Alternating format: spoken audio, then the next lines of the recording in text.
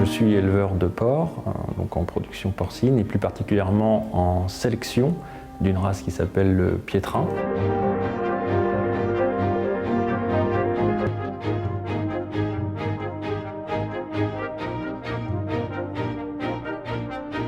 La réflexion a commencé en 2009 lors de l'agrandissement de mon atelier, où là le souci d'économie d'énergie m'a amené à 4 réflexions.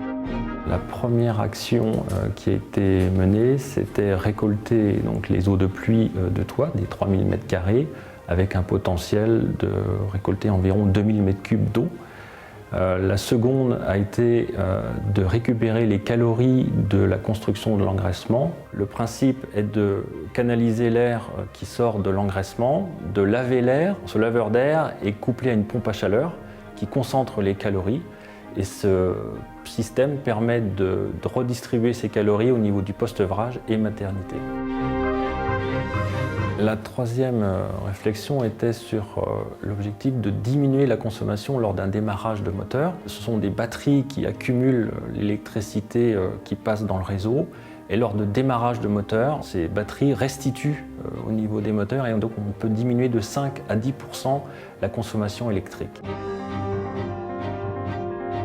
Nous avons étudié la mise en place de panneaux photovoltaïques pour, dans un premier temps, le revendre. Je pense qu'on pourra consommer l'énergie produite sur l'atelier et aussi produire plus d'énergie que consommer au niveau de mon atelier, donc plutôt être producteur d'énergie que consommateur. Pour moi, le concept écolo-économie est venu tout d'abord à travers mes différentes actions menées. Il faut que les contraintes écologiques, environnementales et sociétales deviennent économiquement viables à travers l'entreprise.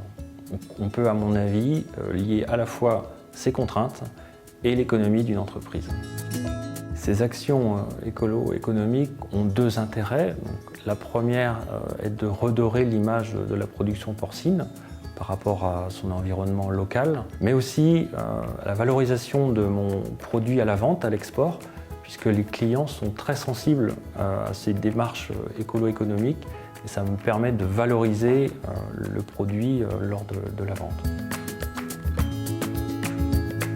Je me considère comme un généraliste et j'ai besoin d'experts dans différents domaines, en bâtiment, en production porcine. Là, j'ai fait appel à mon conseiller, M. Oudéier, qui est un expert en photovoltaïque.